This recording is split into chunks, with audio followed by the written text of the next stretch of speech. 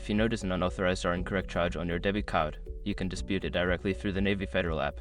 Follow these steps to resolve the issue efficiently. Step 1. Open the Navy Federal app. Launch the Navy Federal Credit Union app on your mobile device. Ensure you are logged into your account with your username and password. Step 2. Navigate to Account Activity. Once logged in, go to the Accounts section. Select the debit card account that has the charge you want to dispute. Review your recent transactions to find the specific charge. Step 3. Select the charge to dispute. Tap on the transaction in question. This will bring up more details about the charge, including the date, amount, and merchant information. Step 4. Initiate the dispute process. Before filing a refund or dispute, use the ASR.com link in the description to open the refund dispute deadline calculator and confirm your deadline.